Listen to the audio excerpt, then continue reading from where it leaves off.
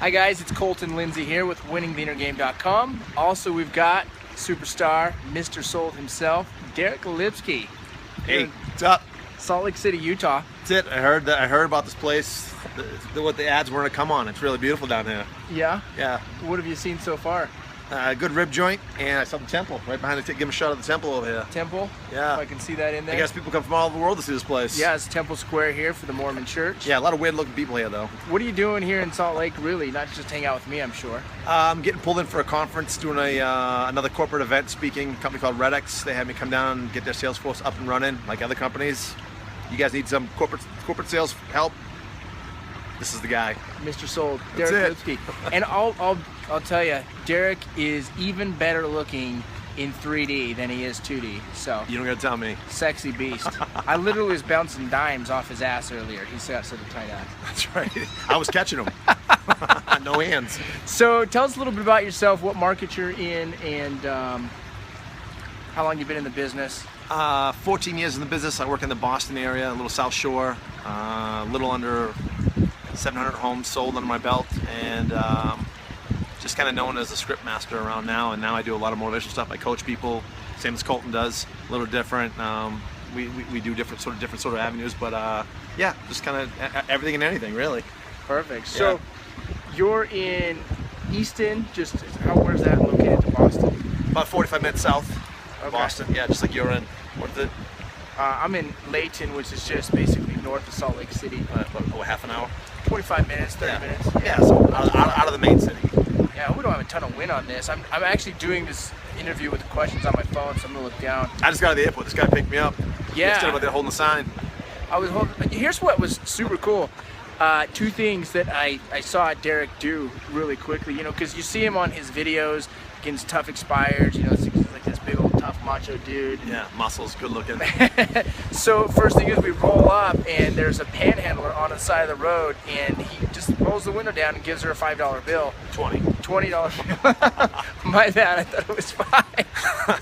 I didn't know there was gonna be a bunch of them. I would have took the 20, cut it, and made $5. I would have 4 people with 5. You know what I mean? They're everywhere out here. And then right after that, we're crossing the tracks at what's called the City Creek Center in downtown Salt Lake, and I'm just being like a selfish jerk walking, and all of a sudden I see him literally walking a little old lady with her walker across the tracks there. Yeah, she was stuck in the median behind. She was sort of like deer in the headlights, just stuck there. I was like, "Mom, you want some help, young lady?" Yeah. Well, you know what blows my mind is like I just didn't ever expect that. Like, not that I don't see you as a nice guy, but like those are the first 2 real life experiences I had with you. Yeah. And it's pretty cool. It's based on the get by giving philosophy. Yeah, man, just be nice. Just give to people. Yeah, grateful, gratitude. So what's kind of your system set up now? Because you do. Oh, my arm's getting tired, dude. You might have to Yeah, hold that. got it. We don't have a selfie stick. No, I know. No selfie stick. Okay, so what's kind of you do a lot of coaching now with your sales business. So how does your structure your day look like? Basically, Monday all day is just coaching clients. Tuesday through Friday is making my own calls. I'm still a full-time call like Colton. I work in my business, but on Mondays it's strictly geared towards clients. So I can only handle a certain amount of clients at a certain time. There's a limit I can do. You can only do so much in one day. But basically what I do is Mondays strictly for them. Tuesday, Wednesday, Thursday, Friday, basically making the phone calls, getting appointments, and taking listings, making sold, stuff like that. So do you have a team? Are you a one-man band or what? Yeah, one-man band, cradle to grave. I do it all. I just kind of bang it out and admin, everything. I have an E agent, so she does all my paperwork, so I don't have to learn the dot loop system in KW and all that stuff. I just pay her to do it. She does my marketing too. So that dot loop is that a Keller Williams wide thing? Because we have it here too. I've never used it. Yeah, it's basically e-sign everything. So I honestly still have sellers sign, actually hand sign it. I know a lot of guys that don't do that. They do. I actually do both when now I'm thinking about it, but I would like to get it on paper just because that's the way I was raised. Just get on paper. I'm old school, I guess. But everyone does e-sign with iPads now. It came from California and worked its way this way. So yeah, it's all electronic sign stuff. Yeah, we pretty much do e-signature. Besides the initial listing contract, everything's through. Yeah, everything from there is fine. That's what I do too. But when the offer comes in, contract, everyone's doing it on iPads.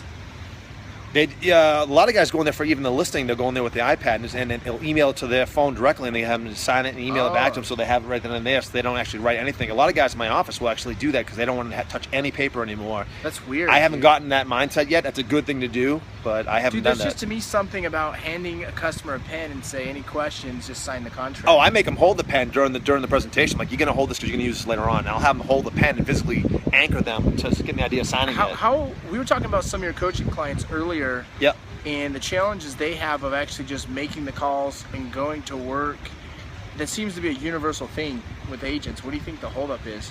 I think they haven't got to the point where they've actually made a decision and committed to that. They may have something else in the background that they're getting income from, the boats. Yeah, they have something that's holding them back that has caused them not to give 100%, and they haven't got to the point where they have to. Now, I came from the streets. No one else would hire me, so it was become a realtor or a panhandle out here in Salt Lake, but there's too many people out there, so I couldn't do it. Yeah, there's quite a few panhandlers. So I became a realtor. I was telling Deric how they're actually trying to pass a law to make panhandling illegal right. in Utah. Yeah, so you'd be out of a job pretty quickly here then. I wouldn't have lasted long. I'd have moved up to California. Yeah, well, that's where all the panhandlers go. That's our retirement plan. So you do Mondays coaching, the rest of the week is phone calls, things like that. Expired for sale by owners, withdrawals. So that's what was my next question. Where's most of your business stem from right now? It's a real tough market, but when I look back, about 60 to 70% of my business comes from the cold calls. The other stuff comes from signed calls or referrals, but the bulk of my business comes from those calls, so I never give up on those. So you prospect every day? Yeah, except for the coaching day. But except for the coaching and day. Even Saturdays, I'll come in and I'll be like, I'll go in for a few hours and just see what's out there. Yeah. And cherry pick a few, or all. So what's the next thing you got to get great at with you and your business? Because you kind of had like two sections, right? You got your coaching side and you got your sales side. Yeah, I mean, I'm going through a big divorce right now, so it's been a real challenge for me for mindset. So my biggest thing is to get that completed so I can move on to the next stage of life, because that literally has held me back dramatically. My numbers went down. No one wants to say that, obviously, but I don't mind admitting it. It's the truth. It's just stuff like that physically affects you. You never know what life's going to throw at you. You can be the best at your game, and something comes along like that involves yourself, your family, your kids. You see everyone struggle through that. It really hurts your mindset. So this past 2 years, I've been working strictly a lot on mindset, and I've been doing very good with it. What are some of the things you're doing with the mindset? I listen to a lot of Tony Robbins. I mean, E-Edge, or what's it called? Not E-Edge. Ultimate Edge? Ultimate Edge. Ultimate Edge by Tony Robbins is a really good thing. I listen to a lot of motivational stuff. I work out a lot more now, get my aggression out. I'm starting Brazilian Jiu-Jitsu, a little more stuff just to kind of get my focus off. You go to church on Sundays. I do go to church. Yeah, church is a big thing in my life now too. My church is in Westwood. My girlfriend got me going to that again. We've been going a little strong for a year and a half, and that's helped a lot with being grateful and getting back to just letting some of that stuff go, an outlet to let it go. That's one of the questions I've been asking a lot of the guys on my interviews is, what's your belief system spiritually with God, and how important is that in your overall business and life? I think it's, well, like you saw today, I was always, I don't want to say I was doing shady stuff, but I was always just pushing the edge. I was like Bill Belichick. I was always pushing the rules, and now I don't do that. I mean, from stupid stuff. Yeah, I was making great money, but I'd go to Shaw's and I'd put like 4 12-packs under the carriage, and I know that they wouldn't ring up, and I'd push it through. And it sounds so stupid that I do that, but it was just like that small, stupid things. Going to church has kept me away from that. Now I have money I give to charity. I give money I give tidings every week. I tell people I don't force anything down in people's neck, but I use a lot of the messages I hear from there.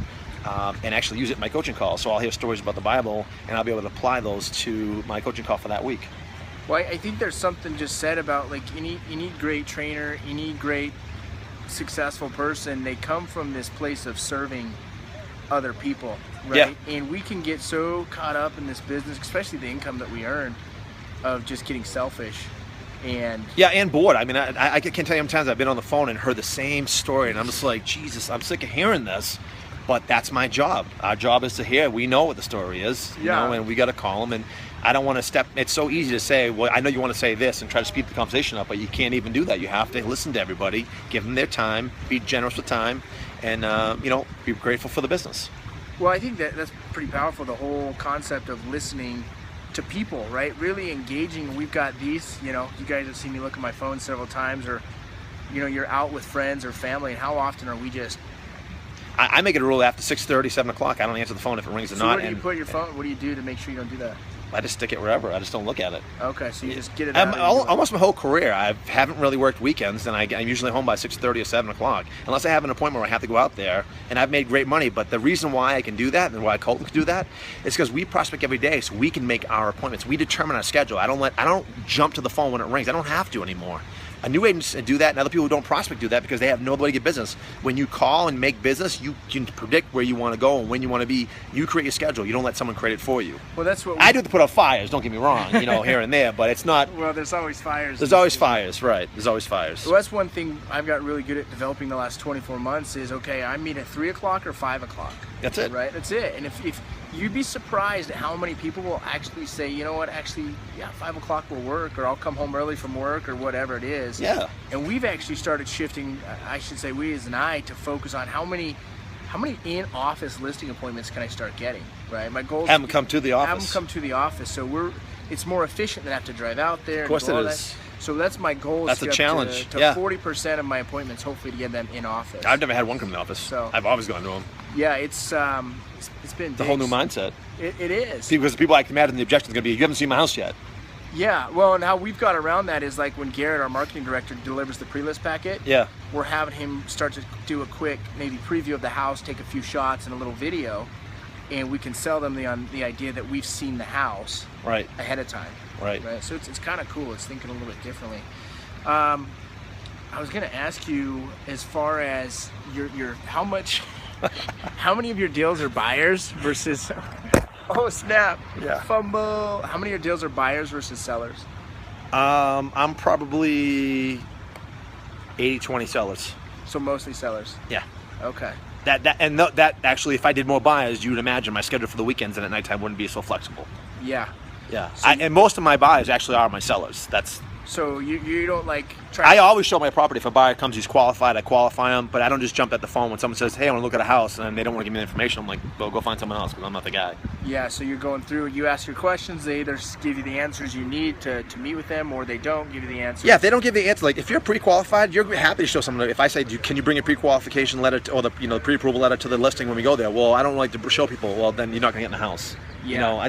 If you're trying to hide that, what else are you trying to hide? I don't even get involved in that. Have you always been that way, or did you have to shift your mind to no, I got that way after training with Ferry for a while. Ferry was real strong and buried that in my head that I should be doing that. How long did you coach with Ferry? 9 years. So 9 years. 9 years with Ferry, 2 years with Robbins, a year with Floyd Wickman, and then a couple. Dude, you got some Floyd Wickman in you, huh? Yeah, I got some Floyd Wickman in me. I wish I didn't. He did some program called Sweat Hogs. Oh, you were around when Sweat Hogs was around? Well, I mean, I've only heard stories of that. Yeah, well, it's been old. I am getting 41.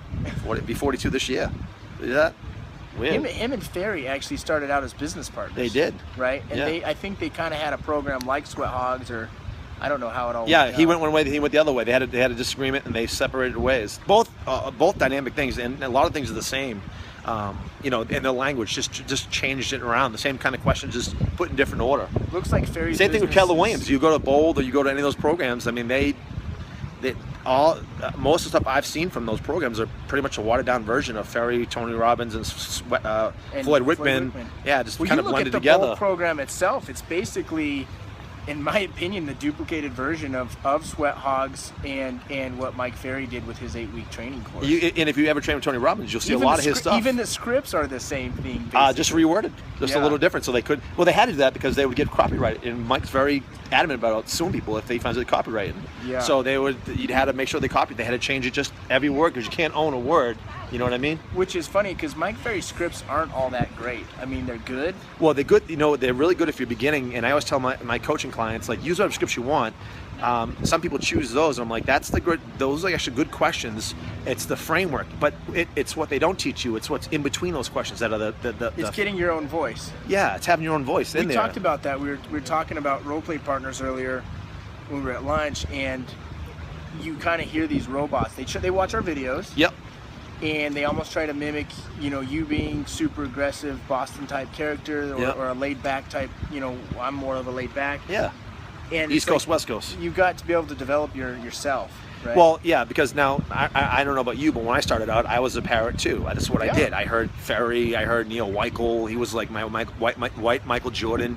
All these guys I heard, I wanted to mimic them. Unfortunately, some of these guys who have a different way of speaking, so they can be a little more long-winded than I can be. I'm more direct, and if I try to be long-winded, it doesn't sound right. So I just try to set people up and get them to say a word so I could take them down with an objection that I had.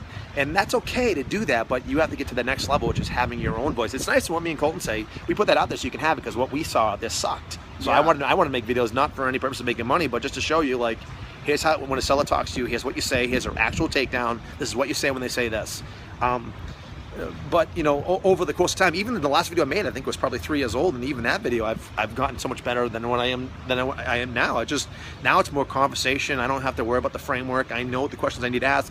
I still have them in front of me every time I call. I think it's a good thing to have them there. I don't have to look at them. I just feel better that they're around me. How much do you think it plays in with prospecting, the culture of the community, and how they're, you know, how they react? You know, it seems to me like East Coast people are a lot more direct and short-winded and to the point, whereas you get to California and they're like, let's go chill on the beach, bro, and smoke a bowl while we talk about selling my house. You know what I mean? Yeah. And even down south, they're even more they're more friendly. That Southern hospitality. They'll talk to you for an hour on the phone and be grateful that you called. You still won't get the appointment, but they'll talk to you for an hour. People up in the East Coast, it's just you basically have a New York minute to get your sentence in. Like, you know, what's going on? Your home didn't sell. It's either click or what? What do you want? And then you got to deal with that attitude. Well, that's what I get. A lot of people call me and say, hey, so-and-so's method doesn't work for me. It doesn't fit. Well, it's like, you have to find someone that does, right? Yeah, it's not you. They're in a different market, a different mentality, a different culture. Different person. Yeah. And so I think you can watch the videos, you can go to these trainings, but ultimately you've got to adapt and just be a genuine conversational person. Yeah, you got to want to talk to them like you're talking to a friend. It sounds easy for us because we've been doing it for so while and we're comfortable with our scripts. Most people that don't call, that you asked me earlier, I'm going to go back around, coming back around to that now, is a lot of times everyone wants to work. Everyone wants to make money. When people call me, want to be coached, or just call me and ask questions, they want to do what we do. They just don't know how to do it. And you can tell them to do it and you can give them the scripts, but if they don't put the time to study that, they'll never get to that point. So the first stage of making these calls is learning the scripts, practicing them, getting your butt kicked on the phone, and then you come back and say, hey, they said this to me, what do I say that? Most of the clients that I have that do well will go out and make calls, even if they don't know what they're doing. They'll read the scripts that they choose. They'll come back and say, this guy said this, this, and this. And I'll say, okay, next time you say that, that, and that. And then they go through another round of calls, and it's this trial and error, but that's the best way to do it. A lot of colleges do that too. They have like work orders, so you for one semester you do book learning in school, and then another semester you actually are in a company doing work, right? Yeah. Northeastern, up where I'm at, that's all they do, work study program, I think it's called. It's the same concept. Like, that's the best way, at least for me, to learn. I just posted a video, don't be afraid to be wrong, right? And the idea of it is, and the last 2 videos I made, the one was always getting ready to get ready. Right. And people are so afraid to be wrong that just get my phone ready, get my jacket ready, put my suit on, my pencils ready. Oh wait, it's 5 o'clock, time to go home. Website. Oh, I've got lunch with the title company. Right. Don't forget that. And so they never actually just start making calls, and that's how I learned. I know you did too. You made the calls, you embarrassed yourself, you failed miserably, and then you wrote notes. Hey, this is what I was doing wrong. Yeah, I actually started door knocking. I didn't even make calls. I didn't even get. I started doing expired door knocks, and then my friend was in Ferry and goes, "You make calls." I'm like, dude. After 2 years, I'm like, why didn't I think of this? I can hit more people on the things. But then everyone started doing it. Yeah. And now everyone does it. It's crazy. Yeah. So it's a whole new genre now, but it's always evolving. Here's a question. When you hit a customer, a prospect, and they say, hey, you're the 25th agent to call me today. Yep. How do you respond to that? I say, I'm not surprised. We're all seeing, I always say, we're all seeing the same thing. It's a beautiful house. Why didn't it sell? I just make it more about them, right? Yeah. You all sounded like, you're like the 25th guy. Well, we all sounded like, because we're all seeing the same thing. It's a gorgeous house. What happened here? Why didn't this thing sell? Yeah. So how I typically handle that is I say, yeah, usually most people tell me that before they hire me. And then I just continue forward with the script. And anything, it doesn't matter what you say, as long as you say something and then go on. One thing I learned about from Fearless Agent and Bob Leffler is when they're talking to you, this is what you hear. Wah, wah, wah, wah, wah, wah, wah. Charlie Brown. Yeah, because if you pay attention to what they say, they'll actually sell you on why they can't meet with you. Right? You just can't let that in your brain. Yeah, it's like Boiler Room, Ben Affleck. Every sales call, someone gets sold. Either you get sold on why they should have your business, or they sell you on why you shouldn't go down now. So we're getting almost to a 20-minute video, which I don't mind. I can make 20-minute videos. I have a nice mic count, lets me make as long as I want now. Yeah, when you're superstars, when you're Mr. Sold, you get 20-minute video space. YouTube, not check to me. So They don't want to see the gun show. Would be the question. I didn't even bring a permit for these. In Utah, I don't know if I carry these guns across state lines. You have to have concealed permit. Well, I guess you're open. And these are lethal weapons. I had to register them. I don't know where do I go to register these. He barely made it through TSA coming in. Here would be, I think, the final question. What advice would you give a brand new agent? Because you get probably more calls and messages than I do from agents, typically newer agents, right, lesser producing agents. What advice would you give them to start with immediately? I always say get in coaching, whether it's me, it's you, or anybody else. Get to someone who can start coaching you, because it's one thing to do what I did and take 14 years to figure this path out, or you can get to a coach and figure out in 1 or 2. I mean, it just cuts your learning curve down. 1 or 2 years?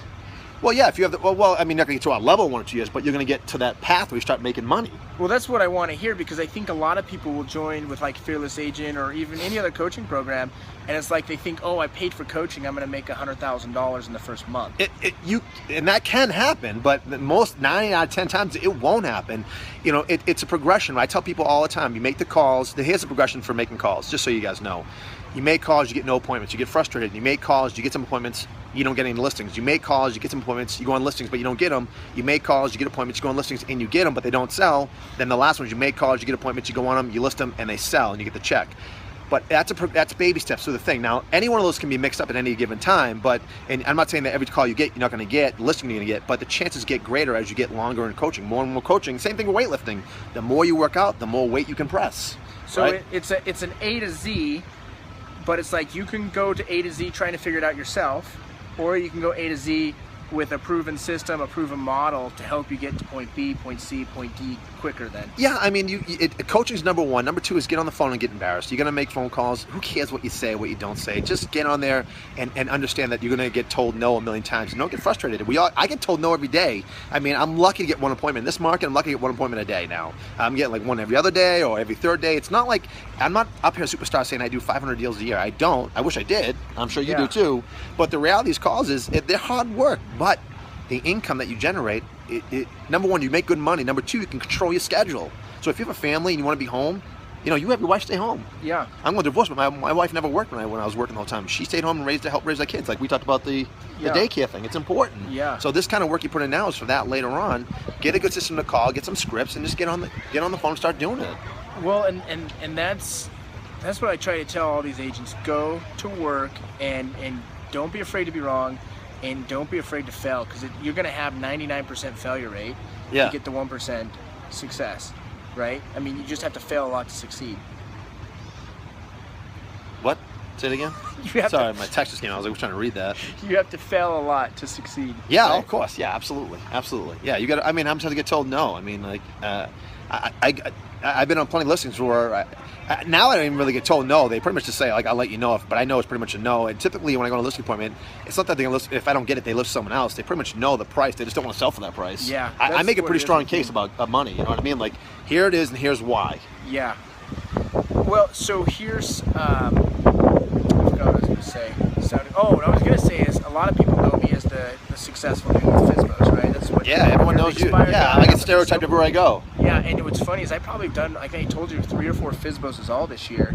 Whereas, 2 years ago I did 30-something FSBOs in a year. Well, when we started role playing, like you were mainly doing FSBOs. Mainly FSBOs, yeah. I started giving you some more insight on expireds, and you gave me a lot more insight on for sale by owners, because I never liked them. Well, here's the challenge, and you're probably seeing this in your market. I've set an appointment with a for sale by owner, and by the time I get there a day or two later, they've already sold or gone under contract. Right. In this type of, it's a low inventory market. It's not a hot market, it's just a low inventory market that creates this fallacy of a hot market. Right. So short-term sellers market.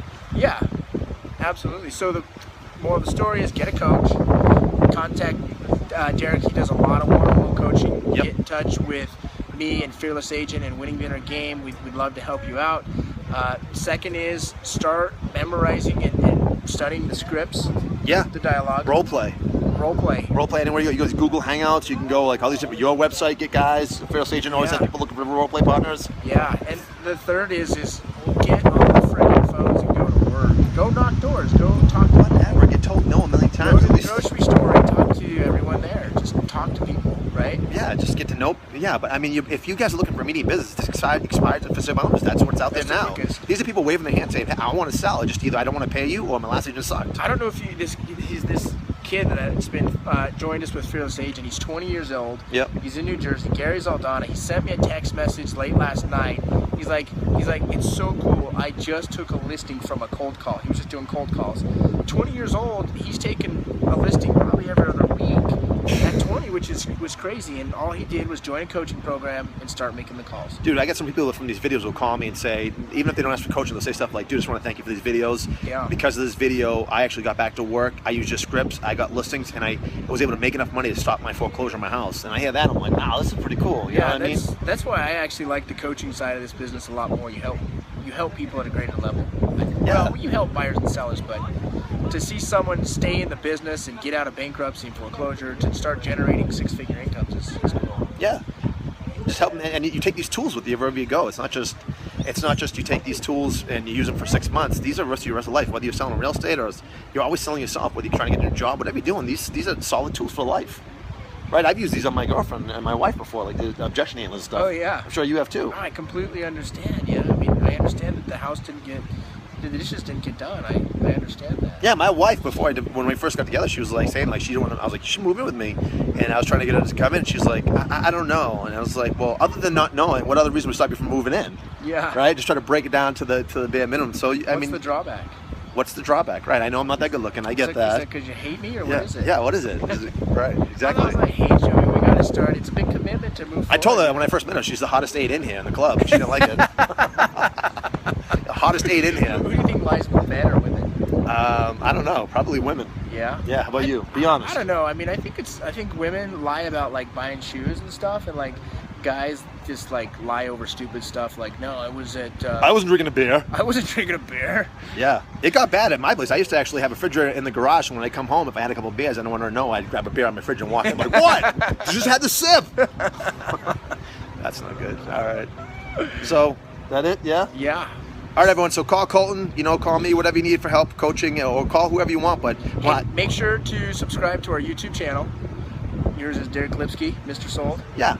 Yep. And subscribe to mine, Winning the Inner Game. Go to my website, get on my email list, the Winner Circle. Send us any questions you guys have. Yeah, we'll put links on here, so you guys will be able to click on these little links here somewhere. We'll put them in. Click. Boom. All right, man. Okay. Hey, All thanks. All right, brother. Later.